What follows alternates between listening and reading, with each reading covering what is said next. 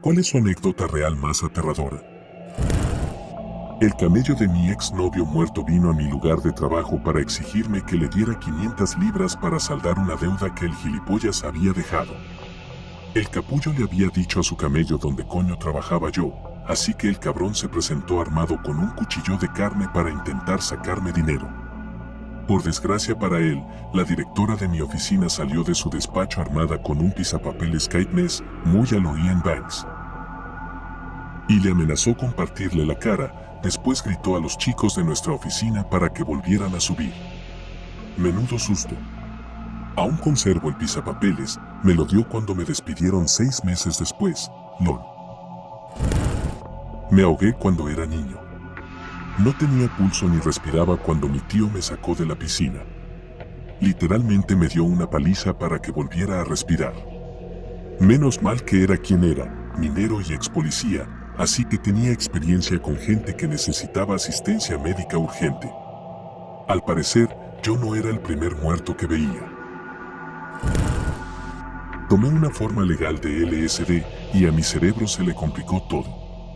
Al final de la noche, me quedé sin cenar, me apuntaban con pistolas, una bolsa de palomitas acabó ardiendo en vez de estallar y gente sospechosa me siguió durante una semana entera.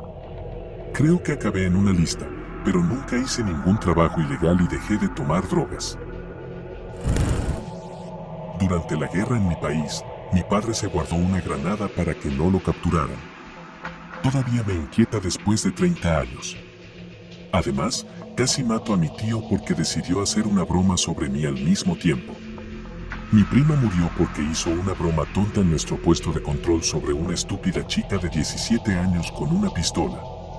Un vecino fue capturado, torturado y decapitado, les enviaron la cabeza y el cuerpo con semanas de diferencia. Al cowisin de mi madre lo mataron con un hacha mientras estaba clavado a unos ganchos para descuartizar cerdos.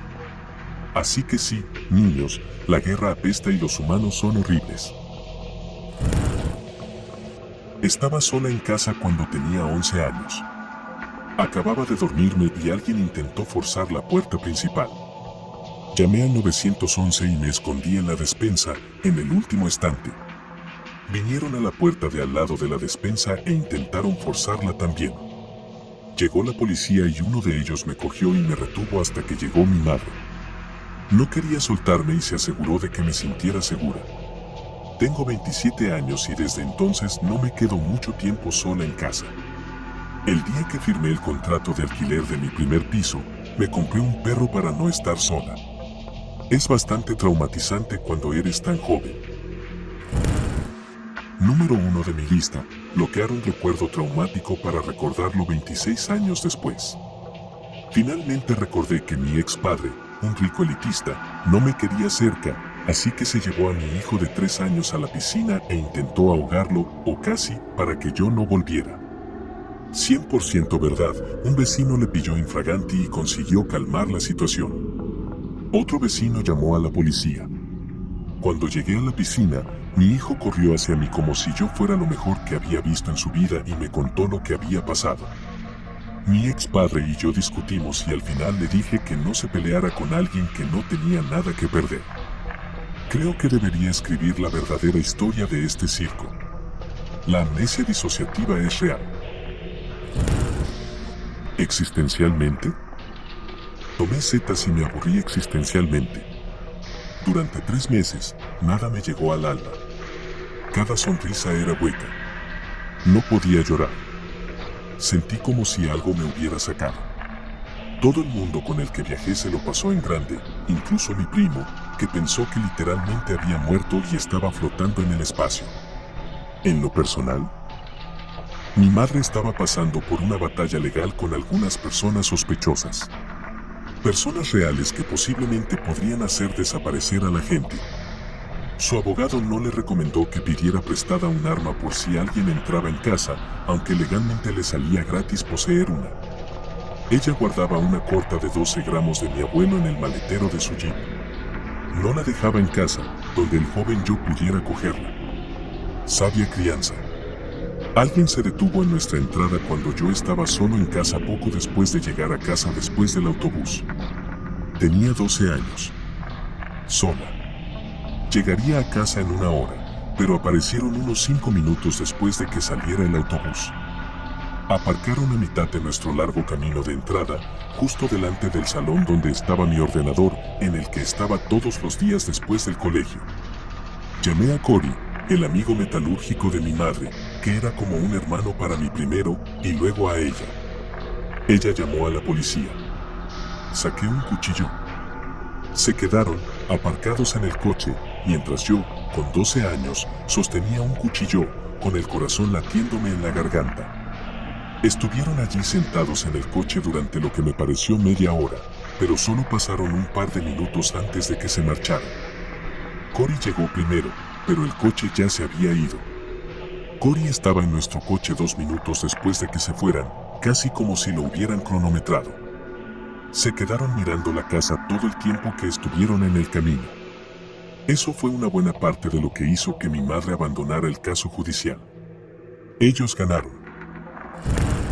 No es realmente aterrador, pero yo era buen amigo de un asesino que pronto sería bastante loco en la escuela secundaria. Salíamos a veces, tantas veces que probablemente tuvo muchas oportunidades de matarme.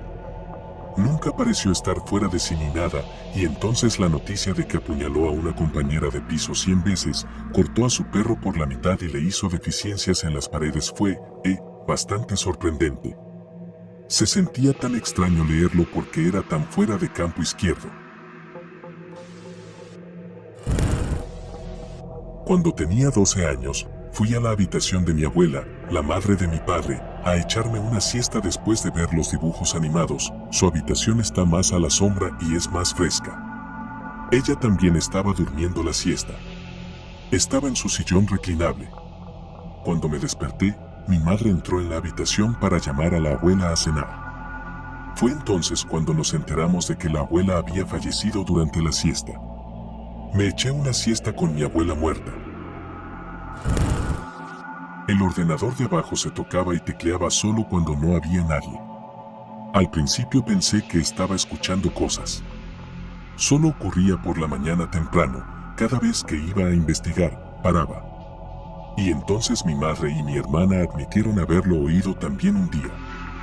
No estaba loca.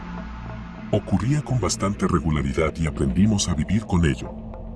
Pero una noche estaba sola en casa, con el ordenador. De repente, sentí y oí una fuerte respiración directamente sobre mi hombro derecho. Nunca había corrido tanto en mi vida. Me negué a volver a quedarme sola en esa habitación. Conocí a un tipo que, de alguna manera, se hizo con la información de una chica, trabajan en la misma empresa, él está en el departamento de desarrollo, y no deja de seguirla a todas partes. Se pone en contacto con todas las personas que conocen a esta chica, con todos los que ella sigue en internet, y de alguna manera los engaña para que le den más información sobre ella. Entretanto, también arruinó su reputación mintiendo, pero nadie sospechó nada, nadie llamó a la policía ni ayudó a la chica, ella vivía con un miedo constante. Supongo que cuando conocí a alguien y pude sentir, psíquicamente, que se convertiría en un asesino, eso fue aterrador en el sentido de que sabía que el conocimiento, pero no podía hacer nada. Solo podía dejar que el futuro se reprodujera como una cinta. Recuerdo sentirme culpable, como diciendo, debería hacer algo. Pero también sabía que no podía hacer nada. Es decir, no podía seguirle día y noche para comprobar lo que hacía. Y no podía decírselo a nadie porque no me creería. También sentía cierta lástima por él, pensando, no es fácil ser diferente, es decir, todos los demás eran normales a su alrededor, pero él guardaba deseos asesinos en su pecho y no era más que un futuro asesino. Recuerdo que me decía a mí mismo, no tengas esos pensamientos oscuros. Piensa en cosas felices. Una playa. Pensemos en una playa. Así que me imaginaba una playa en mi mente. ¿Qué es lo más escalofriante? Un año después de conocerlo, enterró a su víctima en una playa. Empecé a pensar que esa imagen de la playa en mi mente era probablemente parte de mi premonición, pero no me di cuenta en ese momento. Entrar en anafilaxia, una reacción alérgica mortal, por contaminación cruzada cuando pensabas que estabas a salvo. Primero, es como pegar mi lengua a una batería de 9 voltios. Mi boca produce una tonelada de saliva hasta el punto de que la escupo en algún sitio, normalmente un vaso, para no ahogarme con ella. Tragar es extremadamente difícil porque tengo la sensación de que se me cierra la garganta, porque literalmente es así, y la parte posterior se siente como la estática de la televisión. Luego viene una urticaria que me pica por todo el cuerpo y sibilancias por la dificultad para respirar o porque se me cierran las vías respiratorias. Mi presión arterial entra en rangos de nivel de apoplejía en mi cuerpo, produciendo una reacción alérgica. También se combina con una sensación inminente de fatalidad o muerte y una experiencia extracorpórea, como si estuviera mirando mi cuerpo desde arriba. Da mucho miedo no saber si vas a llegar al hospital o no mientras sientes todo eso. Especialmente cuando estás a horas de distancia de tu familia y el copago de urgencias no es barato. Tuve una pelea con mis padres cuando tenía 18 años y salí corriendo de casa en mitad de la noche. No sabía qué hacer y estaba llorando en medio de la calle cuando paró un coche y 2 hombres me preguntaron qué había pasado. Me propusieron ir con ellos y acepté porque era una adolescente loca sin sentido de la autopreservación. En su apartamento, uno de ellos me dijo que estaba en la cárcel por matar a un hombre y yo pensé, ¿qué hago aquí? Luego salió el otro, y el que había matado a un hombre intentó violarme. No ocurrió, no sé cómo tuve suerte porque empecé a hablar con él y se calmó. Entonces salí corriendo del apartamento. Fue una historia muy aterradora y cautelosa para mí. A partir de ese momento, nunca actúo de forma tan estúpida y nunca me siento en el coche con desconocidos, sea cual sea la situación. Doy gracias a Dios por haber salido sana y salva de aquella situación. Cuando necesité ayuda con un problema, un hombre empezó y sigue acosándome en Reddit utilizando muchos perfiles diferentes.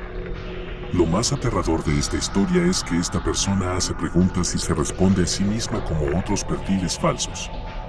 Reza por la gente cuando más ayuda necesitan. Es entonces cuando él aparece. Te hará preguntas personales y luego convertirá tu confianza en chantaje. Si no accedes a sus peticiones, hace otro post en Reddit usando un perfil nuevo cada vez para filtrar y embellecer partes de tu vida que cree que te dolerán más.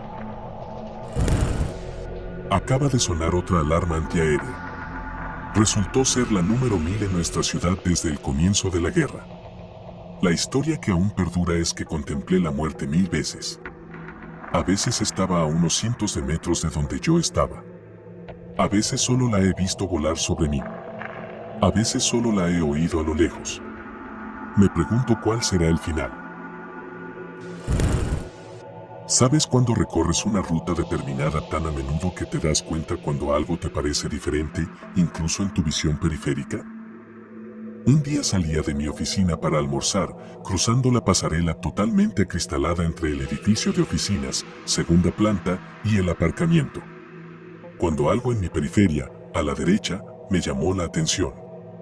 Era una chica de pie en lo alto de la pared de la quinta planta del aparcamiento, mirando hacia abajo. Yo estaba a mitad de camino y necesitaba mi tarjeta para volver al edificio. Estaba buscando en mi bolso con una mano, golpeando y gritando para que alguien abriera la puerta con la otra para que alguien llamara a emergencias. Me di la vuelta y la vi saltar. Nunca me había sentido tan indefensa. Repasé tantos y sí. Estaba solo en casa con mis perros. Hacia medianoche, golpes fuertes y agresivos en la puerta principal. Los perros también lo oyeron y ladraron como locos. Abrí la puerta y no había nadie. Esa misma noche, estaba en la cama y oí pasos en el piso de arriba, pero se movían. Empezaron en una parte de la casa, junto a la puerta principal, sonaron más débilmente, cruzaron por encima de mi habitación, fueron fuertes y luego se hicieron más silenciosos a medida que se alejaban. Subí las escaleras, no había nadie en la casa y todas las puertas estaban cerradas. Me enteré de que mi simpático vecino de enfrente había fallecido esa noche de un infarto mientras dormía. Otro día, años más tarde, mi amiga empática, que no cree en fantasmas, estaba pintando el piso inferior para mí. Dijo que sentía una energía, ni mala ni buena, que se hacía más fuerte cuanto más avanzaba por un pasillo concreto. Mi perro y mi hermana miran brevemente en esta dirección por ese pasillo, a veces se quedan completamente quietos como si se convirtieran en piedra y a veces corren en dirección contraria, no asustados sino como si quisieran evitarlo. Es la única parte de la casa que no quieren explorar. La casa se construyó en los años 80 y en ella vivieron 2 rabinos judíos y sus familias. La habitación encantada al final del pasillo es donde guardaban un montón de libros religiosos muy antiguos, algunos de cuero desgastado que parecían muy viejos. Como si debieran estar en un museo.